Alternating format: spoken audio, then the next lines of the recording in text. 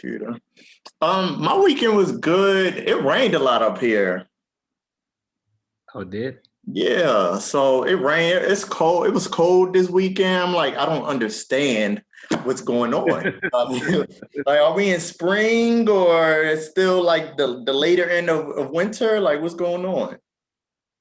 It did. I don't want to say it rained a lot.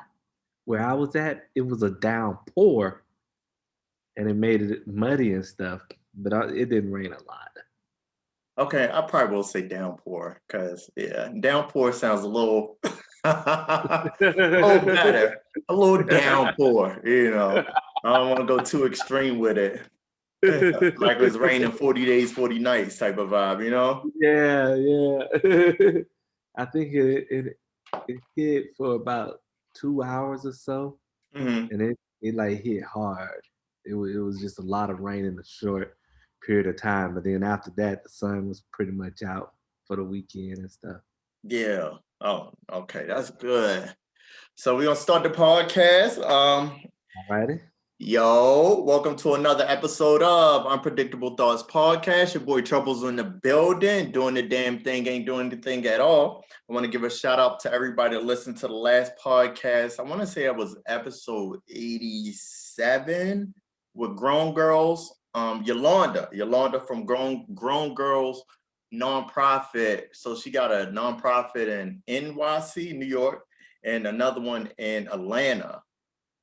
So that's very, very dope. So make sure y'all check that out.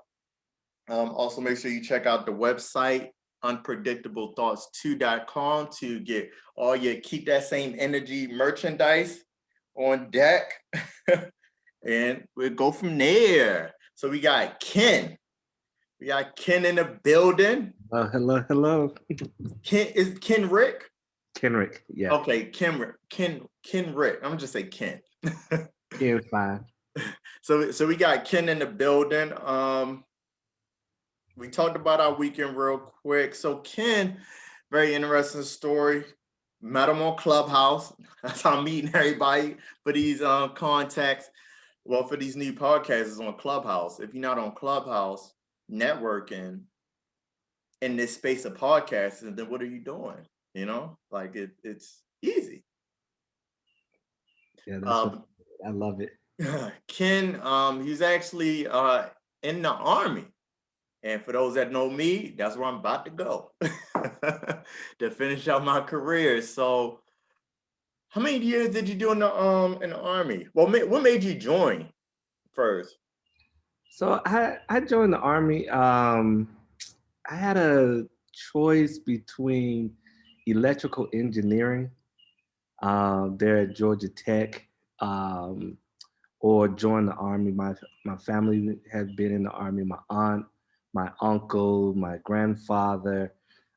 So I had a real deep history of people who have served in the Army. And I just went ahead. I said, okay, yeah, let me go ahead and follow my grandfather's path and my uncle and my aunt, and let me go see what the Army's all about. So the initial goal was to go in and just spend, a couple of years, and then they kept promoting me, and it was just fun. So I went ahead and I stayed 20 years. 20, like 20 on the dot? Yeah, 20 on the dot. It was just 20 and a couple of months after that. Okay, that's dope. So like, did you know at what point did you just realize like, look, I might as well just stay? It was probably around that 10th year. I had just got picked up for sergeant first class. And I was, doing well. The family was doing well, so I said, "Yeah, let me go ahead and made that commitment for 20 years." I thought that I was gonna do 30, but everybody changes, things change, and priorities change. So I got out at 20, but I don't regret getting out. It's been a great ride. Yeah. So what you got as what a first sergeant? Yeah, I retired as a first sergeant there at Fort Detrick. Oh, Fort Detrick. Where is that at? Fort Detrick, Maryland. Oh, that's here. That's in Mar. Okay, wow, I never knew that. What was your MOS? So I was the a senior electronic technic or supervisor. Mm-hmm. But I didn't really do much in that particular field. After I made Sergeant First Class, a lot of the stuff that I did was either just in management or logistics. Oh, okay. That's dope. That's dope. Do I have anything? I have a long road to go. So I'm like, did you do any deployments during your time in? And like, what year are we talking? Like, what time frame are we talking as well? I joined the military in 1995, and I retired in 2015. I did one operational deployment, one um, what was that, peacekeeping deployment, and one combat deployment. Okay. What is what is a peacekeeper deployment? So I went to Kosovo. I think it was around 96, 97, somewhere around there. And it was just a peacekeeping mission. We stayed there on bond steel and um, just really just helped support the local military that was there. Oh. Nothing too exciting. You said nothing too exciting. Okay. So so you did your time, man, 20 years of service. Crazy. That's what I'm trying to get to. 30 years. I actually met somebody over this past week. I did like a voluntary event at Reinvent You Boot Camp. It's an all women's gym, and like I was handling security in the parking lot and all that good stuff. I actually met somebody, he did 30 years Nice. on the enlisted side too. And I was like, man, I never like putting things in perspective now. You always hear 20, 20, 20, or maybe 24, 25-ish, right? But Uh-huh. 30 is not, it's attainable. Like 20 is attainable. I already know within my head 20 is attainable. 30, I'm like, that's a whole different horizon. It definitely is a commitment, and I do know a few people who made it to 30 years, and I mean it just it opens yourself up to a lot of opportunities outside of the military once you retire. So um, anybody that stays in for 30 years is definitely committed to the nation and committed to the service of others. Yeah. Understood. So, like, as far as once you retired out, like, how was that disability? I kind of want to go in a little bit deeper on the disability side because I feel as though that side of the house isn't talked about too much. Mhm. So pretty much what the process is they take your military records from all the things that you have done while you're in, and then they sit it before a panel and evaluate it. And then from there, on that evaluation, they give you a certain percentage just based off of the different health conditions that you have occurred over the duration of your military time. So let's say, for example, if you're like airborne Mm, operations and you're doing things like that, that's going to have a significant impact on your knees, sometimes your back. And so what the VA says is, hey, because you have jumped out of the airplane for so many years, we're going to make sure that you taken care of because of the injuries and stuff that you may or may occur in the future. Because some things may show up a little bit later. Uh, mm-hmm. so that's why it's just important just to maintain your health, maintain good relationships with your doctors, and make sure that you're seeing the doctors regularly. Shit, and also make sure you have your paperwork situated Yeah, and yeah. getting that stuff documented. Don't wait until you at 20 years and next thing you know you trying to get stuff documented when you was in Iraq in 2013 or something. No, that's a very important point. No matter how big or small, if anybody's out there that's in the military, make sure that you go and get it documented. Because I know the mindset is, hey, you got to be full, suck it up, drive on. And we do that for so long in the military where we just kind of suck the pain up and keep driving on. But we all will get older, and those moments that we could have taken care of it when it was small become a little bit bigger. So just make sure that if anybody's out there listening to this, that and you're in the military, make sure that you just take care of yourself. There is life outside of the military.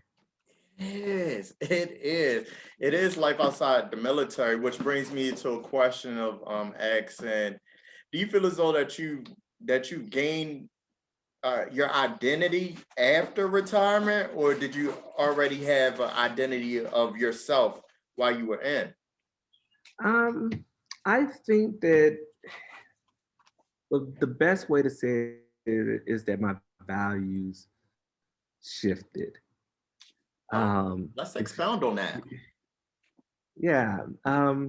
I think the like all of us, we have a foundation, things that we learn in school, things that we're taught with our families, and just as we grow, every stage of our lives are different. In my 20s, I did certain things. In my 30s, I did things different. And now in my 40s, I'm doing things totally different.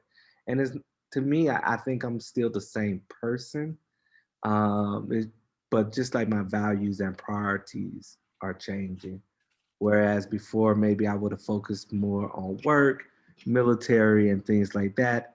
Now my focus is family, friends, and just creating things that my grandchildren and great grandchildren, whenever they all come, will be able to take on and and take the mantle on some things. That, that's yeah. So do you feel as though like you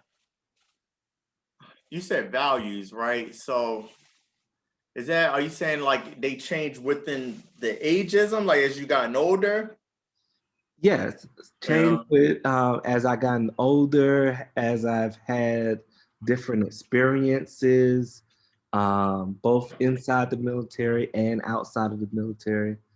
As I have um, just kind of into just different understanding and different knowledge of different things, because I'm always learning. I'm a continuous learner. So as I begin to continue or to expand on areas that I never even imagined, I just continue to change, you Yeah. know. So And would you say once you put in your papers to retire, was it hard for you to adjust to the quote unquote civilian lifestyle? yes, yes, it was. No, let's speak on it. Let's speak on it. Any things of like mental health we can speak on it as well.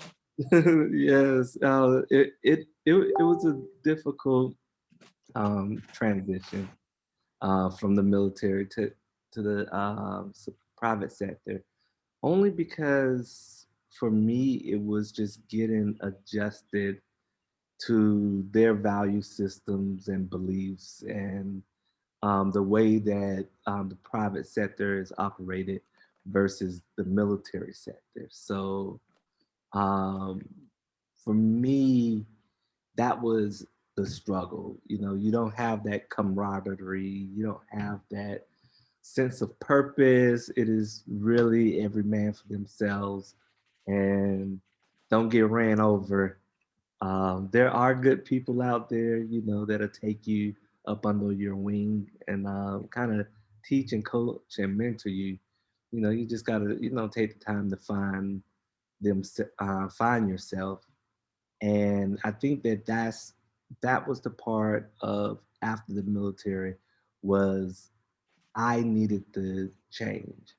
You know, I Mm. realized that nobody else was going to change, so I needed to sit down and change, and then that's when I began to kind of look within and figure out, okay, what do I really value? What did I get out of the military for? Because I got out of the military for a reason, and in the beginning, I went to chase the money. I said Oh to wow. myself, hey, I think I'm worth at least six figures. And so I got out of the military and I made six figures. And then I was like, okay, well, that's not really what I want to do no more. Yeah.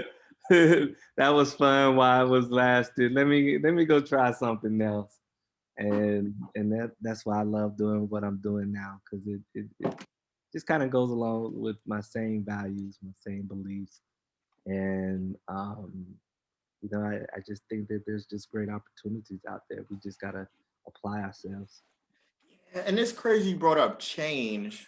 Um, is that we fail to realize, or yeah, I guess realize is that to go into the military, we have to change, right? We have to adapt by their Hmm. rules within the military, right?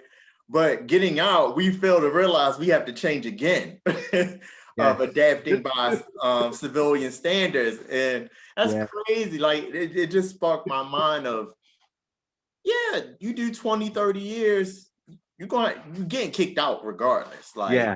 Yeah. but Eventually, you're gonna have to leave. yeah, and it's the aspect of changing back to Yeah. something. However, it's And I wouldn't even say changing back. I would say more so reinventing yourself. adapt. Yeah, okay, yeah, Yeah. I'll stick with that. Yeah, because and the only reason I would use that is because you're still your core values, things that I believed in the military, I still believe, and it guides my daily actions and um, you know a mentorship and that camaraderie. To me, I build it in a different way.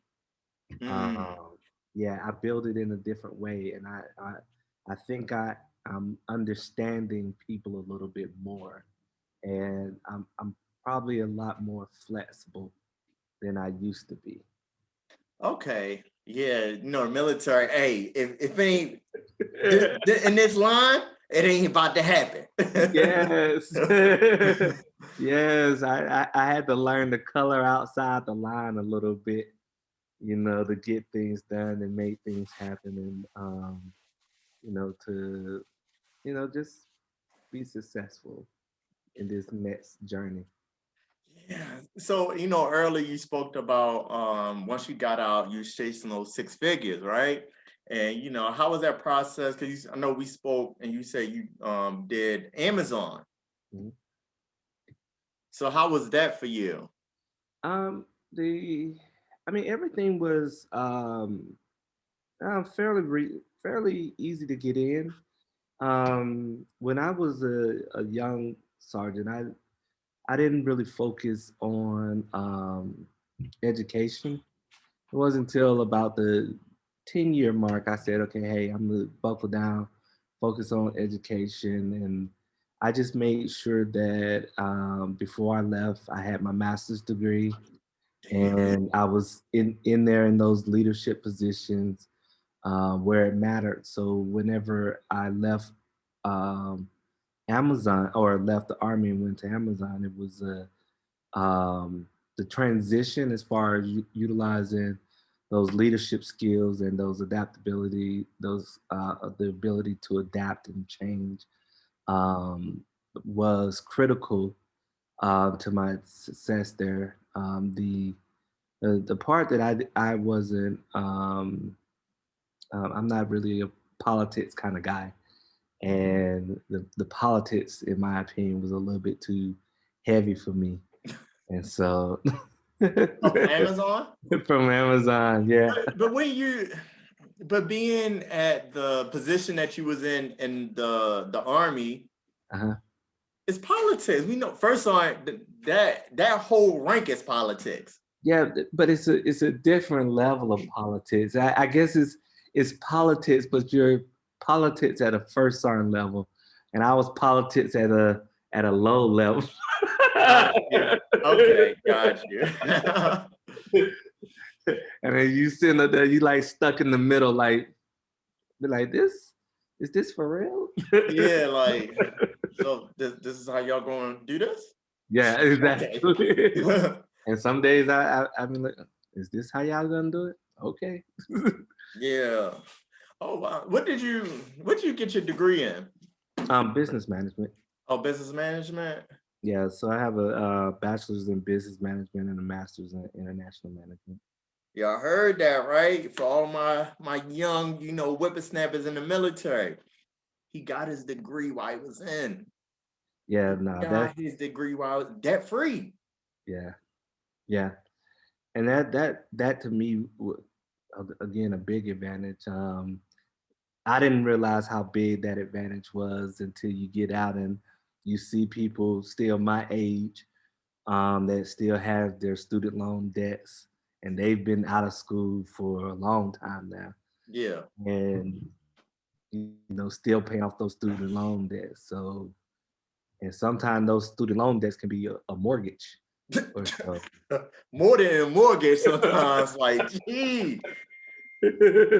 Yeah, Yeah. more than a mortgage. Oh my God. Yeah, I know exactly. And another good thing about that or the gym, I'm not trying to push the military on anybody. If it's for you, it's for you. I'm not trying to put school on anybody. If it's for Yeah. you, it's for you, right? However, for those that are in the military, going to school helps you out as far as promotions. Exactly. It's a win-win. I mean, Yeah.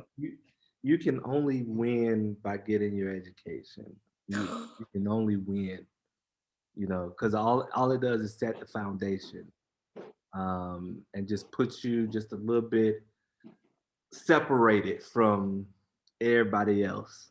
Oh yeah, that was my only reason why I started school. Because of promotion, because I was an E4 at the time.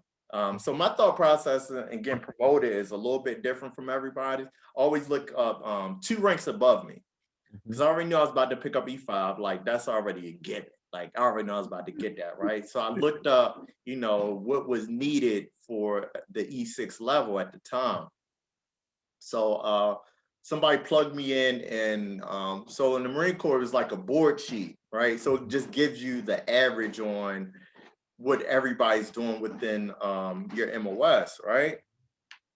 So we'll just say for the sake of this, the average, we call it martial art, like McMap, right? The average belt was a green belt for E6. I'm okay, let me just get my brown belt. The PFT score, rifle score, your CFT score, all that came into play. And then I seen for college degree, we was at a 0%. Mm. Zero. I said, you know what? Okay, I did the math for it, and I said, well, it takes me about, once I hit E5, it's going to take me about 2 years to be eligible for E6. Within 2 years, I can have my associates. Let me get that. And then, on the back end, what helped was when I was at E5, since I'm taking these classes, I would put on my evaluation reports or eval, fit reps. Uh-huh. Okay, I took 3 classes this semester, put them on there. It helped perpetuate, Yeah. so it's just like a effect. Yeah. No, I totally understand. And that to me is where the foundation of education is if you're in the military, you just have to do it. It goes promotion, and then it just sets you up for whenever it's time for you to retire, so that you can go into doing whatever you love to do. Um, Yeah. you know, or whatever you want to do. Yeah, because I feel as though like being in, like Mhm, just because you have a, the highest PFT or CFT score on base, mhm. civilian community is going to be like, and like, like, what does that mean? Yeah. Like, what does that mean? Nah, you're correct about that one. That Yeah, so that's dope. So, um, going through your page, I seen that you traveled a lot, or yeah, you traveled a lot. And is your business called Country Boy Travels? Country Boy Travels, yes, that is my travel company. We are about to go automated so people can go online and book their travels without having to call me and things. And but part of that, I want to also travel and just show people the world. I've been to 43 countries. Damn. Yeah, I've been to 43 countries, and my goal is to travel to all 206 countries and territories. And I leave for this journey on in December. I'm prepping the house right now. In fact, um, on my website, I should have a video up this week, just showing the progress of the prep to sell the house and get down there to get ready for planting season and get ready to travel around the world. So, are you gonna be like backpacking or? Yeah, so I'm gonna be just a backpack, and I'm gonna be staying everywhere between hostels, hotels, other people's homes, um, and just traveling everywhere that you can imagine. All the sightseeing and in the different countries, going to eat a lot of foods. That's the part that I'm most interested in is how much food I can eat around the world, and Yeah. what can I learn to cook while I'm gone, um, and just have fun, just enjoy this life. You only get one of them. Yeah, you do, and it's you only get one life, and I realized the world is so big, but once you start to travel, the world is small again, just from a different POV. So, was it the military that started your travel bug, or did you already always had that within you? Well, my mom, she traveled a lot. She always took us on vacations and stuff, whether we going to Florida, for South Carolina, up to the beach or wherever. She really started that or planted that seed. And when I was in the military, I lived in Germany for about 3.5 years.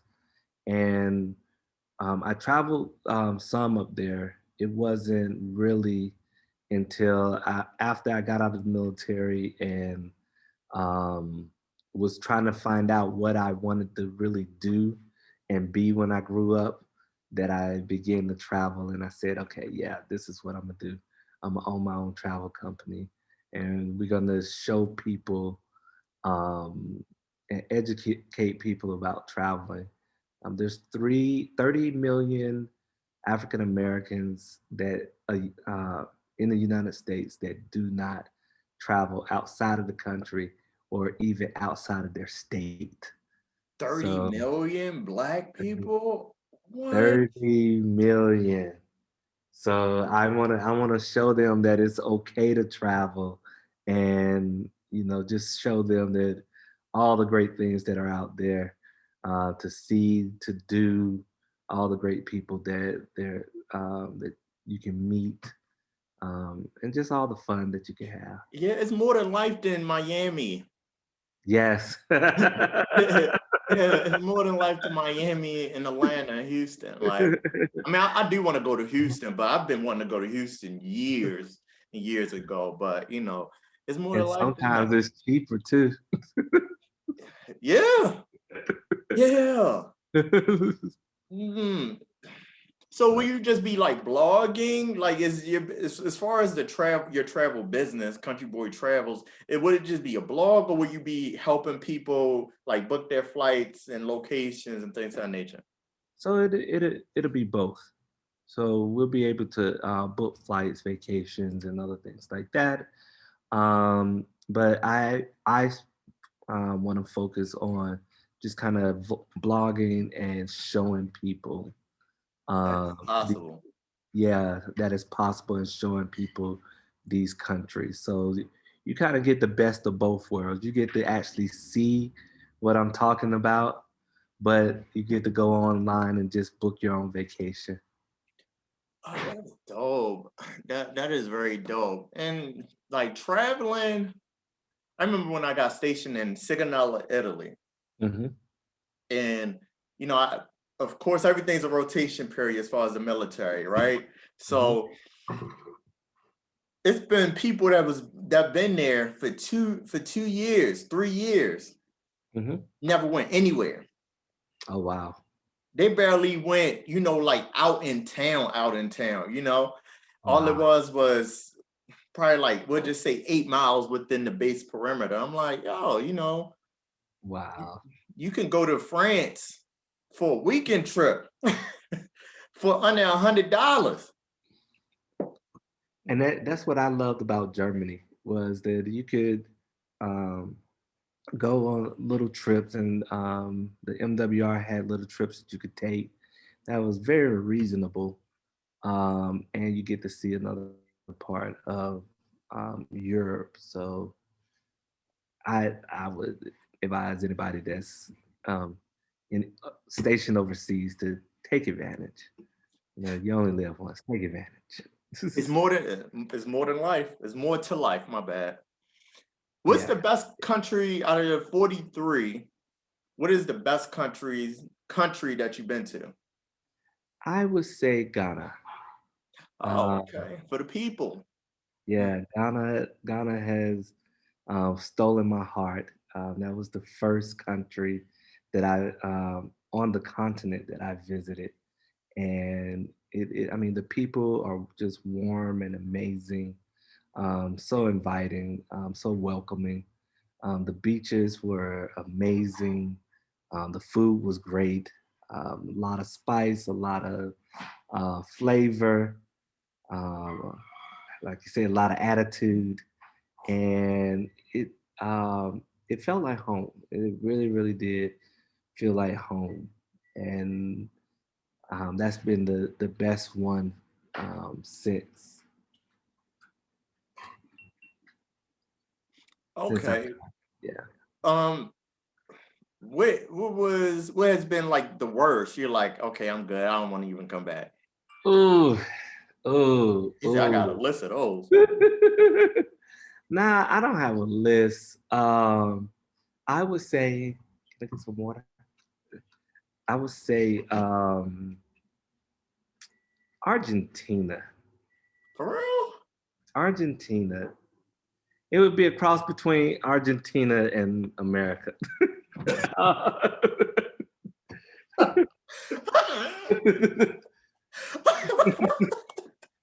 um, it's a tough toss up. Oh But God.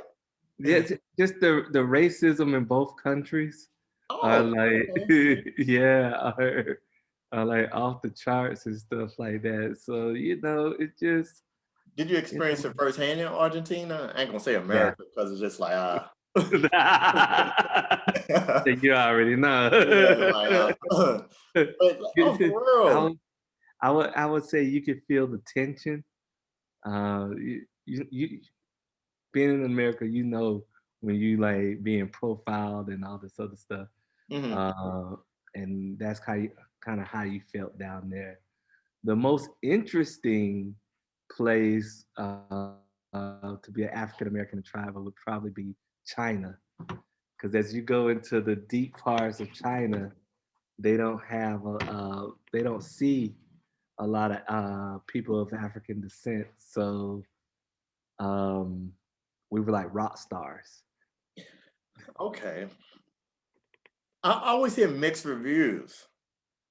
of I don't know if it's I don't know what Asian country it is or but I always hear mixed reviews of like, yeah, the whole rock star movement, you get treated like royalty, but then also heard maybe it was because of COVID of when they were like kicking a lot of Africans or we'll just say black people, Mhm. black people out of like apartments and things. Did you ever hear about that? I think I heard something about it. I'm not really sure the validity. I mean, if they say that they did, then I have no reason to deny it. I think that in the beginning of COVID, how do I describe the relationship between like China and uh, different African countries? It's complicated. I know that China has a foothold in like the Caribbeans. I know that they have like a foothold in a lot of African countries as far as lending is concerned, and a lot of Asians and Chinese and Japanese companies are there in Africa or in the Caribbean. Mm, Uh, so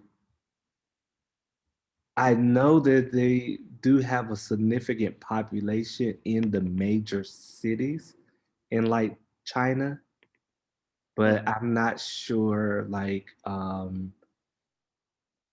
if that same thing is prevalent all over China.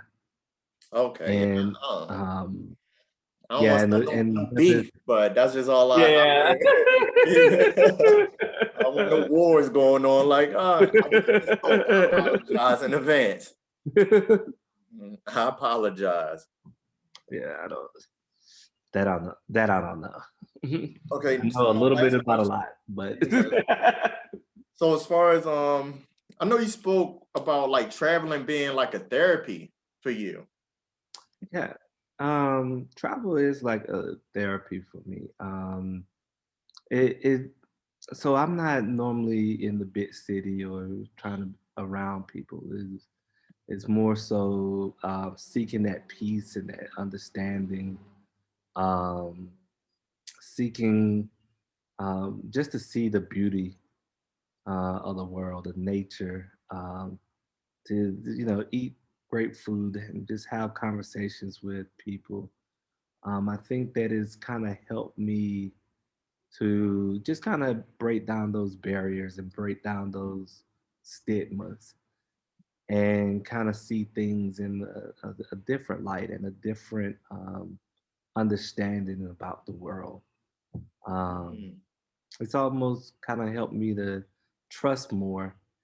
And what I mean by that is, just individually, like, I think it takes a lot of energy to hate a group of people.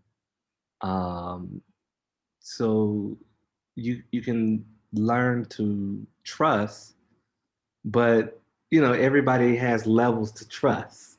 You yeah. know, we can meet each other, and I don't have to automatically mistrust you. I'm not gonna give you the keys to the car and come on in the house. Yeah. But there's a certain level of trust that you can just automatically have, and I think that I gained that just by traveling and seeing, and the more people you meet, and the more people that you talk to, you know you can sort out the good from the bad. Yeah, and it's crazy. Like, I don't know why my brain just like thought about this, right? Because you said the whole generalizing, you shouldn't generalize, a specific group of people or hate, right? And it's Hmm. crazy you see that is because it's like when we go out to like restaurants, right? You may go to a restaurant that has bad or may not have up to par macaroni and cheese. Hmm. However, you will go to another restaurant and still try their macaroni and cheese. You will give it the benefit of the doubt. It's not like, yo, you taste macaroni and cheese. your first time, and you like, nah, I'm not rocking with this. Like, no more macaroni and cheese ever again in my life. Mm-hmm. You like, okay, that one wasn't good. Let me go to the next one. Mm-hmm. You give it a benefit of the doubt. Yeah. I don't know why my brain thought about it like that. Hopefully that made sense to our listeners. No. No. That I mean, and that's like I said, travel as a therapy. I mean, I've just learned just so many different lessons, just life lessons that you just kind of apply, and um, it's been a great journey, and I look forward to the rest of this journey. But it's definitely been something amazing. What two like lessons have you learned in traveling? Give us two real quick. All right, two life lessons. Um, the world is a lot smaller than you think. Um, and at the end of the day, we're all the same. I can't, I can't disagree. Yeah, I can't disagree on that. Wow. Yeah, at the end of the day, we're all the same. Yeah. So whenever you look at somebody else, just see yourself. We're all the same. We're all the same. Makes sense. Okay. Yeah. I cannot at that at all. So I will say what I want to get into. One of our last topics is the CBD farm. The Yes, CBD the farm. farm. It's been in your family since what, 1901? 1901. Jeez. We talking My about great, generations. yes, yes, my great grandfather was a slave here in the United States. And out of slavery, he had bought uh, the first purchase was about 250 acres of land. And yeah, and he just continued to grow it from there. I mean, he had a mill on the property, so he used to mill wheat and Like a windmill? yeah, like a not like a windmill, but the same thing, but without the windmill. Okay. Yeah, one of the ones that you use with the horse. Oh, with the donkey Yeah, thing. yeah, Okay. Put a yeah, little carrot in front of it. I don't know. yeah.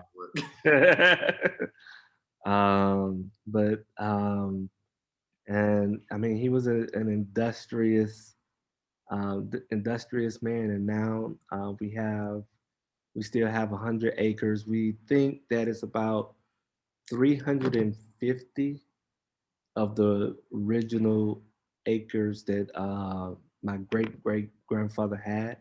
Hmm. That is still part of the Johnson family, but 100 acres that we manage ourselves. Do y'all outsource? What is it? So if it's 300, y'all own 100. So 200. So that 200, do y'all outsource that? Like y'all rent it out to somebody or?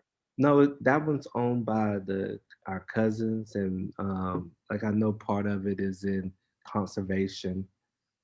So that means that they're just growing trees on it, and then just making sure that you continue to cut it and grow some more, cut it and grow some more throughout that process. Oh shit. Okay. Yeah. Oh yeah, it's a lot that you could do with land. I was talking to a friend of mine today before this show. He has 140 acres, I think. He said out there in Arizona, and we were just discussing just some of the opportunities in agriculture that is really needed right now. Um, we're focused on hemp and CBD, but also, I mean, you still have beef, which I think is, I want to say that's a shortage right now. So you need other farmers to come in and do more organic stuff. I think that's a definite space that if you can come in and have a business model that's gonna allow for a cheaper product, I think that there's some space there Mm. um, as far as shipping it direct to consumer. And that may help to push down some of the profit margins or the operating costs there. But I think that there's just a lot that can be done that we just have a chance to explore. Not just me and our family. I've been talking to a lot of people who are starting to get back into farming Hmm. because we all have land that's just sitting there and nobody's doing anything with it. So That's money left on the table. And yeah, the exactly. work and all that other stuff. Yeah, Wow. yeah. You just it does take a little bit of work to get it started, but the good thing about it is once you get it started, it really just maintains itself. Really, once you get it, once Yeah. you get it started and you get a good customer base, then it just kind of maintains itself. So that's what I look forward to, getting to that point where it just kind of maintain itself and we're just getting some good products out there for everybody. Other than its amazing benefits, because we Yeah. all know what those benefits are, when it comes to cannabis, what made you want to get into CBD? Growing marijuana, cannabis, and do you grow hemp or hemp is within the plant Yeah. itself? So hemp is just another form of cannabis. Hemp is really focused more so on the fibers versus the buds. CBD you focus and marijuana you focus on the bud versus the fibers on it. Okay. So it's just same thing, just a different growing process. That Mm, that's all, and the same timeline. But I jumped in with cannabis right after I left Amazon. So I didn't do it before. Um, when I was in high school, I didn't do it while I was in the military, or even after I had left Amazon. When I left Amazon, I began to just kind of search. I was searching for myself, trying to figure out myself with the how to manage the PTSD, how to mm, uh, just manage all these different little body aches, how to manage this transition. And then I said to myself, I said, all right, well, look, you done tried everything else. Why not try marijuana? And so fuck all I these went, pills, huh? yeah, hey, you done tried all these pills, you done tried all this other stuff. Why not try marijuana? So I went out and I got me a card, and then from there I began to experiment and learn the difference in the different strands, the impact that it has on my body and how it affects my mood and other things like that. And then I just kind of put in a rotation with me and my doctors, and we was like, hey, I'm putting this in rotation, doc. Yeah, real. I'm putting this in rotation. I mean, and since then I've been able to actually come down off on some of my psych meds, so I'm not taking as much as I used to. Uh, and it's been a blessing. Mm, It's really been a blessing. And so when I started when they opened it up in 2018, the Farm Bill, I was sitting around and I was like, hey, we got this land here. Why not grow it right here? hmm. And then that began Country Boys Farm. Oh, that's dope. And you said something like very pivotal. Well, you said a lot of things very pivotal once it comes to the whole CBD. But what stuck out to me was that you educated yourself um on like the different strains on how your body will feel and all that stuff. And that's one thing I feel as though that's needed is that is no what's the word? It's no disrespect to the hustlers out here that's out here selling. However, for the people that are out here selling, like, yo, do you know the strain that you're selling? Like, people are want to know, because everybody may not be something that like really puts you down. Like, some people may need something that give them more energy, and vice versa. Some people may just only want to smoke at night. Once they decompress with life and work and everything, like, yo, let me get a little something to ease my mind. Hmm. And it's all No, about education. no, I agree with you, and that's really what it took to me is a little bit of education because I knew that I wasn't gonna just sit around on the couch and just smoke weed all day and not do nothing. Smoke So weed every day. yeah, I know. But it just, it was just, hey, figuring out what works for me, what what I was looking for, and I was looking for some to help me with my move, push down that anxiety, Hmm. and just kind of just chill my mind so that I could focus for 1 minute to do something. Hmm. And so once I got that, and then it was just, hey, the rest is history. I'm telling the world we He we said, trying "We to here, change the baby." world over here. Yeah. One person at a time. We changing the world one person at a time. Cause I got a note the other day about my products, and this for somebody that was just trying to try it out. They never tried it out before. They were, they heard about it. They heard about the benefits of it. So we sat down, we talked, and they bought some, and it was about a week. They've been using it for about a week, and they said, hey, it's been amazing. They feel a lot better. They got a lot more energy, not as much aches and pains as they had before. Hmm. And I, I was like, hey, yeah, just it's all about managing, and they don't get that high feeling that you get when a stoner, that because that's not the stuff that we're selling. So they don't have that high feeling like a stoner, but it's just enough to so you can feel it in your body. So tell the people the type of products that Country Boy Travels provide. Is it Country Boys Travel with CBD, or how's that business go for you? So I got two separate businesses. Okay. The travel business is set up with its own LLC. So that's Country Boy Travels, and then Country Boys Farm is what we have for the tinctures, the honeys, the serve. We also do business to business stuff with isolates and with bulk tinctures. What is what is tincture? So tinctures are just a little mild little droplets. Um, Dang, I wish I had one right beside me.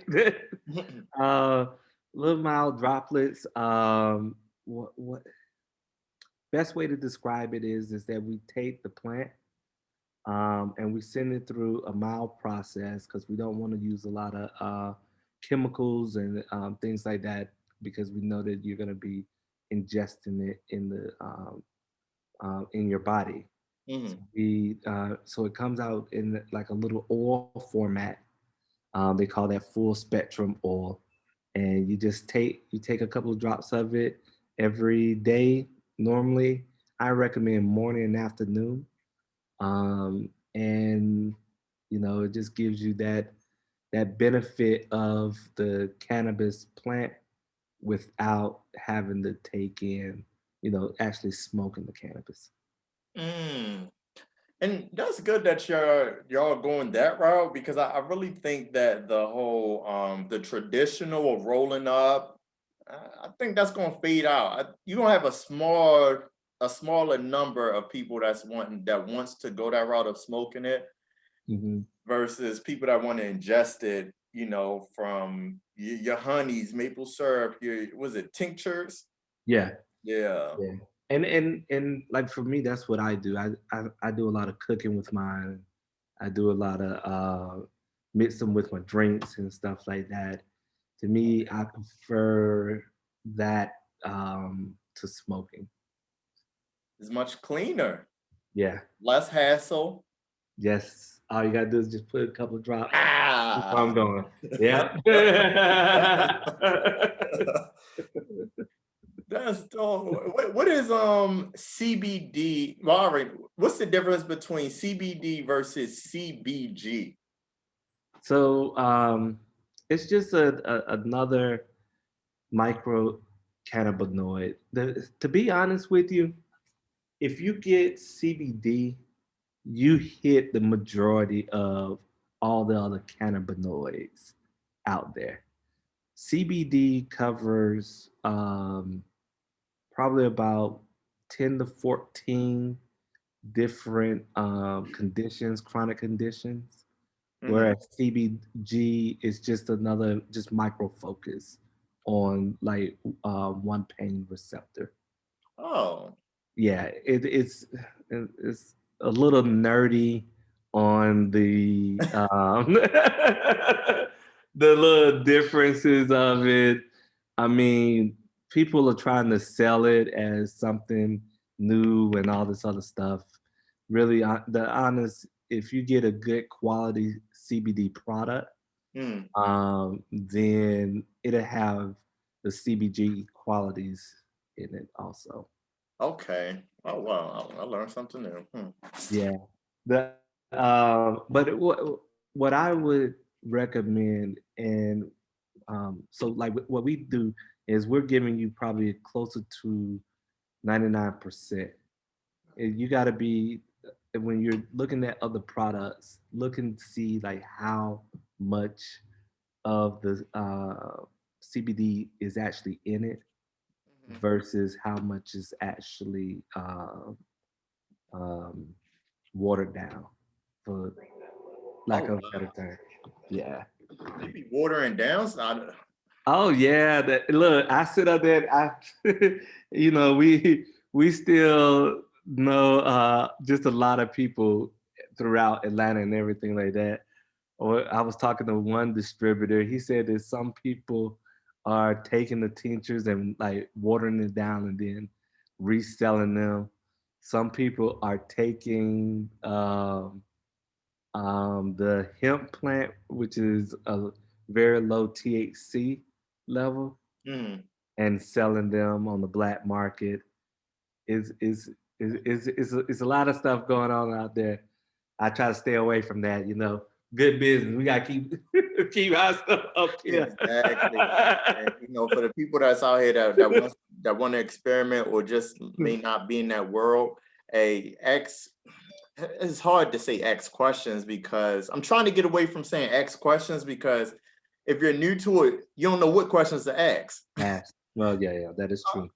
So just do your research. Just try to educate yourself as much as possible. Compare company to company, and check out Country Boy Farmer. Yeah, He gonna do you right. I am. I got you. I got you. That's cbfarmllc.com. Okay, so one of my last questions is, with you being in the military, some moons ago, and now your new transition of life of being a traveler and a farmer, CBD farmer. Do you think they will ever allow active duty personnel to use marijuana or just explore it as an option? You know what? I think as we get more educated about the plant and we see the benefits of it, I could see us transitioning as it become a lot more mainstream. Um, because it, if how do I describe it? It's not it's better than opioids in my opinion, Yes. and you can get some of the same benefits from cannabis and cannabis extracts as you can from using opioids. So it's safer, it's cleaner, and um, yeah, yeah, safer, cleaner, better for you. Yeah, I remember a couple years back, it was during a urinalysis test. Uh-huh. Yeah, it was during a urinalysis test, and I asked the XO or the base. I was like, "Hey, sir, do you ever see them and military personnel use marijuana or its Uh-huh. products as an option?" And he was like, "It could possibly happen. However, the fact of them testing it was difficult during that time. Probably things have changed now, Uh-huh.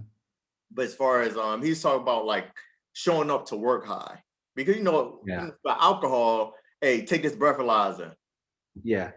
you good. Yeah. But to actually come up to work while you still under the influence, it was like he's like that probably be the only problem that he see is happening. That'd be difficult to get through. Yeah.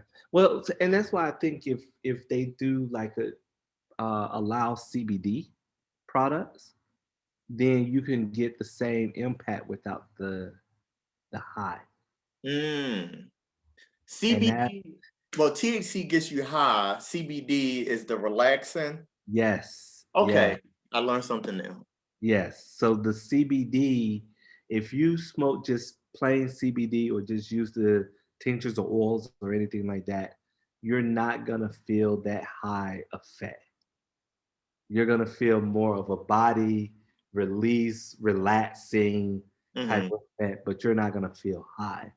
If you're using a more something with a lot more THC in it, then that's when you get that high effect.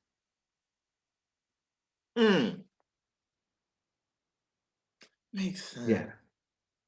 yeah. So Yeah. that's why I said that if it's possible, if they utilize the CBD part only, then yes, you'll have THC or a small level of THC, but it won't be to the point where it will impact your judgment or your function or your ability to function. Yeah. Yeah. Huh. Especially if it's just topical. I think that's what is it topical, tropical? When you Well, put no, you can ingest it, you can smoke it, you can use it as a topical. Mhm. There's a lot of different forms that it can be placed in, but no, if either way, you get it into your body or on your body, it's not going to impact you like um, the cannabis with THC in it. Yeah.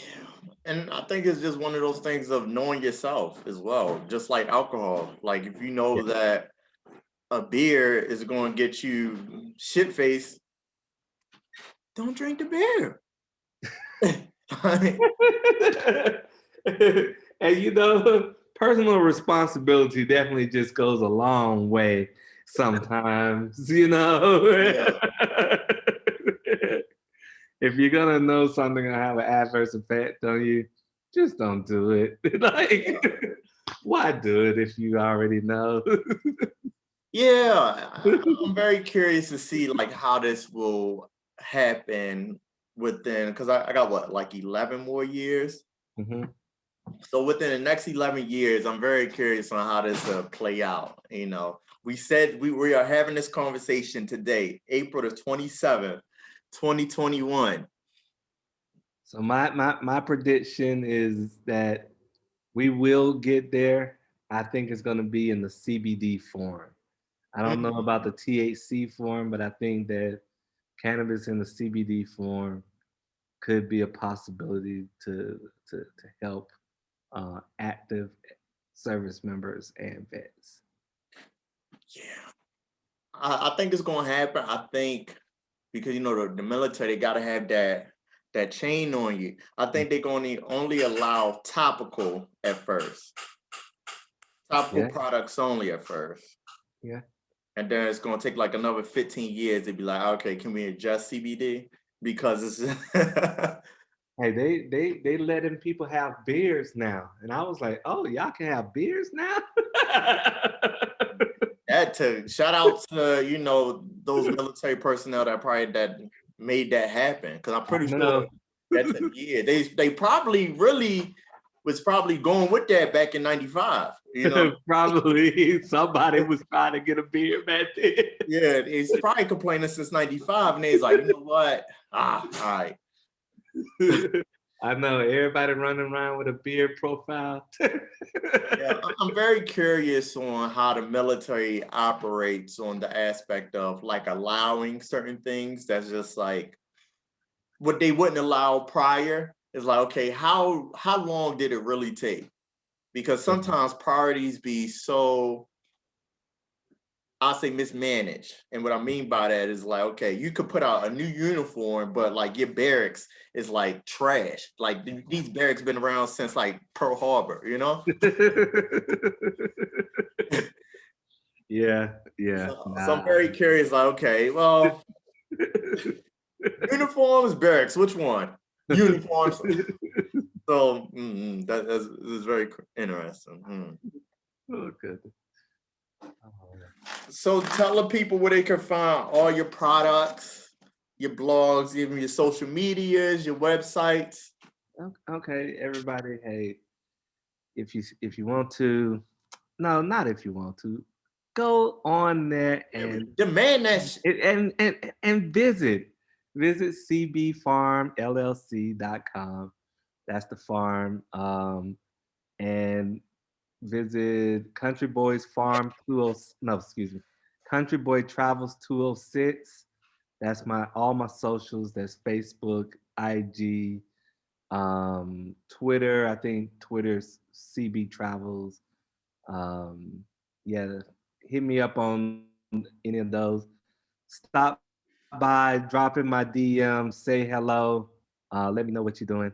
Look forward to chilling with you guys as I travel. Hey, you heard it back. For your CBD, for the farm, do y'all do wholesale?